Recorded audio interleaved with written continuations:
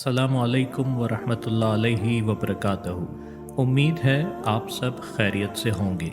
आज की इस वीडियो में हम जानेंगे कि किस तरह ग़ज़वा बदर के मौके पर हज़रत अबू बकर सिद्दीक़ रज़ी अल्लाह ताला अन्हो ने क्या किरदार अदा किया और जंग के मैदान में भी किस तरह हुज़ूर अकरम सल्लल्लाहु अलैहि वसल्लम की हिफाजत फरमाते रहे।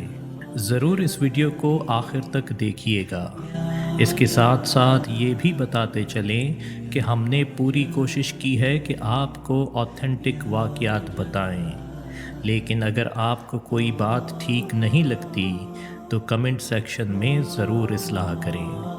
अहले इल्म इस बात पर मुत्तफ़िक हैं कि एक भी ग़ज़वा ऐसी नहीं हुई जिसमें हज़रत अबू बकर सिद्दीक़ रज़ी अल्लाह ताला अन्हो हुज़ूर अकरम सल्लल्लाहु अलैहि वसल्लम के साथ शरीक न हुए हों।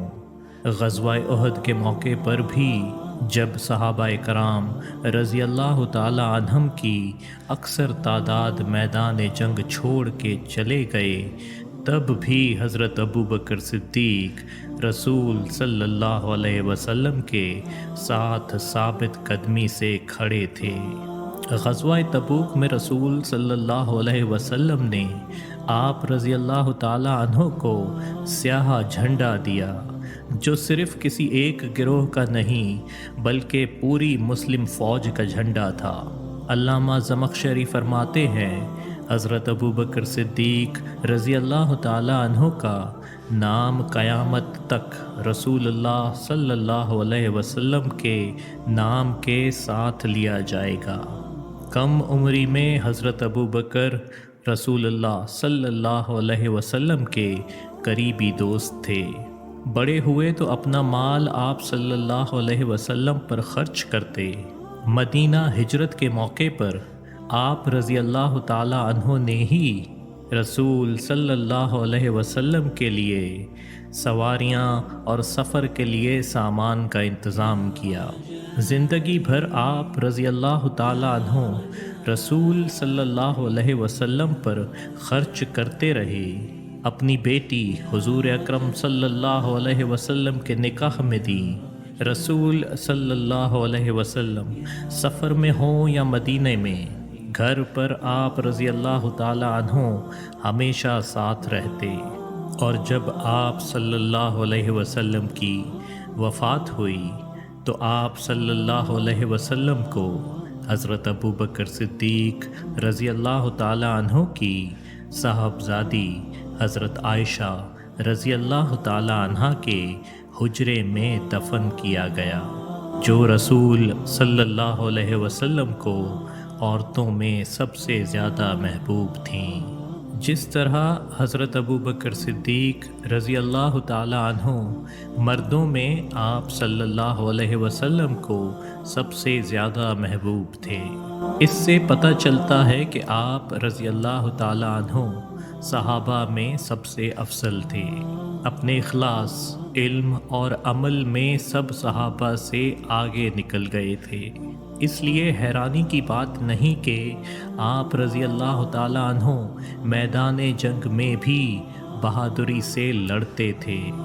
हज़रत अबू बकर सिद्दीक़ रज़ी अल्लाह ताला अन्हो के नर्म दिल होने की वजह से कुछ लोग ये समझ सकते हैं कि आप रज़ी अल्लाह ताला अन्हो डरते थे या जिस्मानी तौर पर कमज़ोर थे, लेकिन इन बातों की कोई हकीकत नहीं।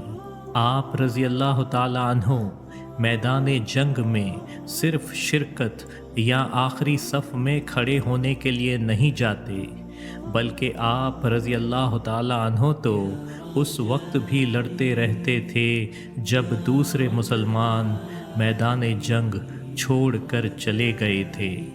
ख़तरनाक मौक़ों पर जब दूसरे लोग आगे नहीं आते, आप रज़ी अल्लाह ताला अन्हो अपनी रज़ामंदी और ख़ुशी से शिरकत फरमाते।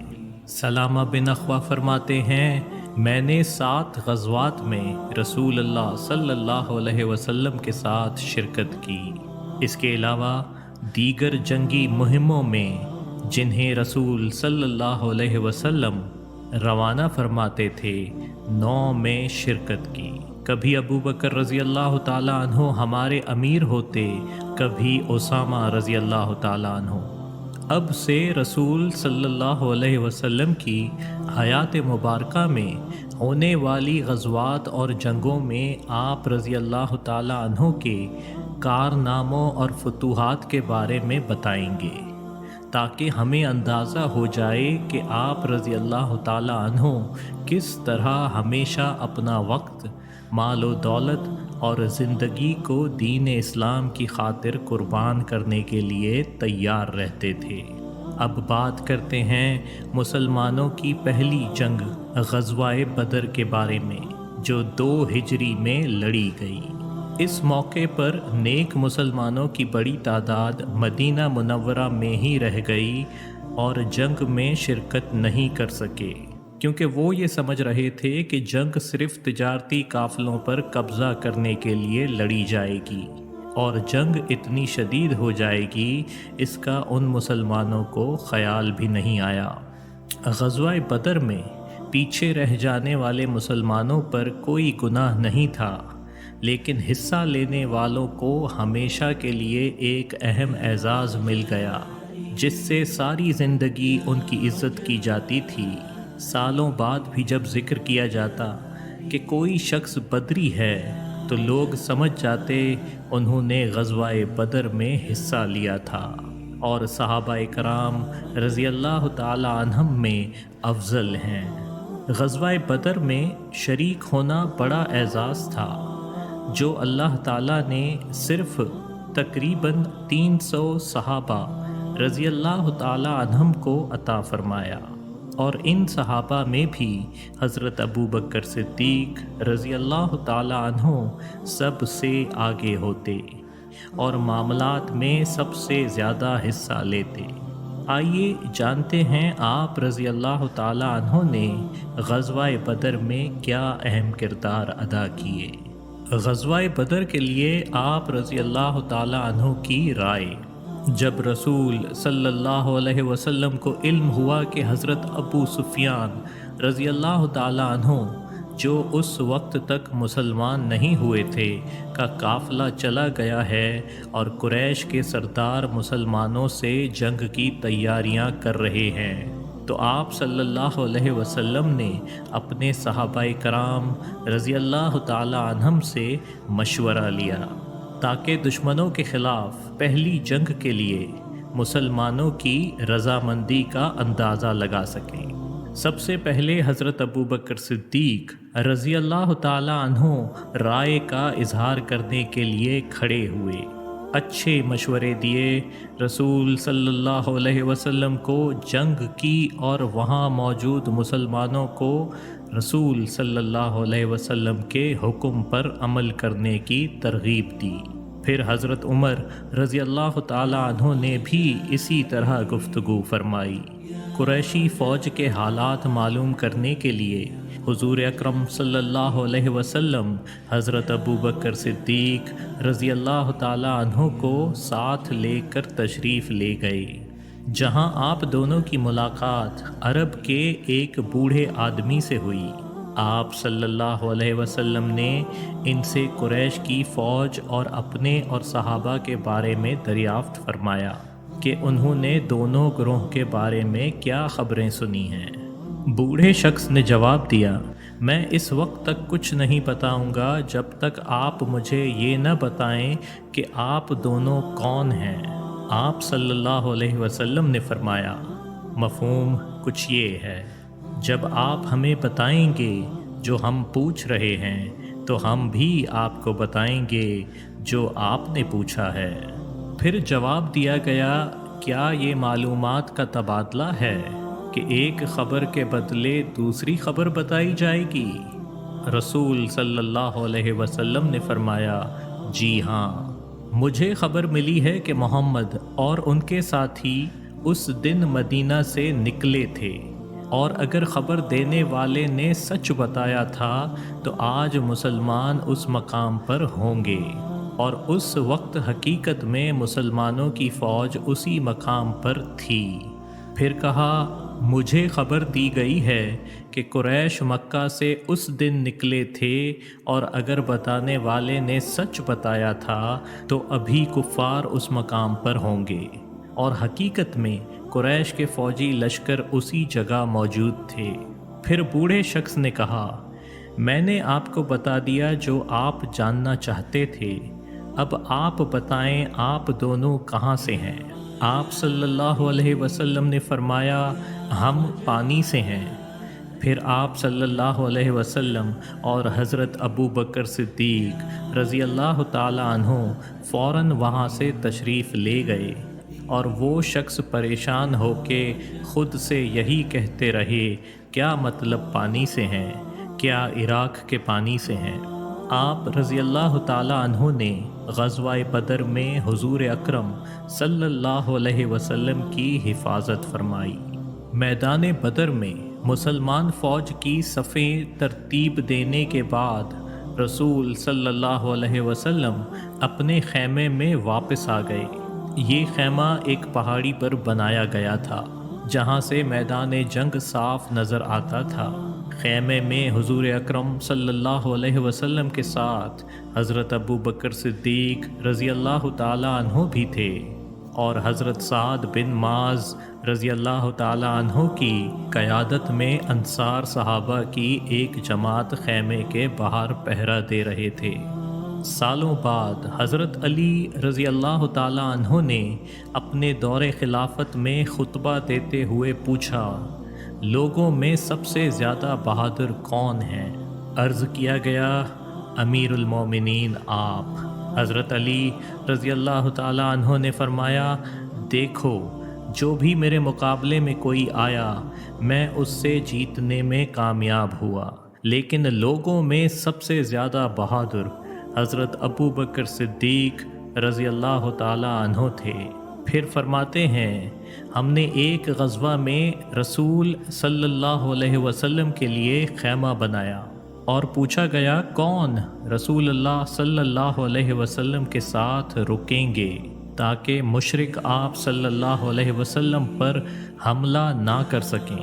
اللہ کی قسم، ہم میں سے کوئی بھی نہیں اٹھا سوائے حضرت ابو بکر صدیق کے۔ انہوں نے اپنی تلوار نیام سے نکالی اور رسول صلی اللہ علیہ وسلم کے پاس کھڑے ہو گئے۔ جو بھی رسول صلی اللہ علیہ وسلم کو نقصان پہنچانے کی کوشش کرتا، آپ رضی اللہ تعالی عنہ اس سے لڑتے۔ یقیناً آپ رضی اللہ تعالی عنہ ہی لوگوں میں سب سے زیادہ بہادر تھے۔ حضرت ابو بکر صدیق رضی اللہ تعالی عنہ کو غزوہ بدر میں فتح کی خوشخبری دی گئی۔ جنگ کی سب تیاریاں کرنے کے بعد رسول صلی اللہ علیہ وسلم اللہ تعالیٰ کی طرف متوجہ ہوئے، مسلمانوں کی فتح کے لیے دعا کرتے اور فرماتے، مفہوم کچھ یہ ہے، الہی تو نے مجھ سے جو وعدہ کیا ہے پورا کر دکھا۔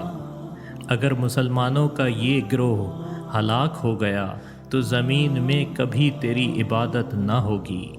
آپ صلی اللہ علیہ وسلم قبلہ کی طرف رخ کر کے ہاتھ اٹھا کے مستقل اللہ تعالیٰ سے دعا کرتے رہے، یہاں تک کہ چادر آپ صلی اللہ علیہ وسلم کے کندھے مبارک سے گر گئی۔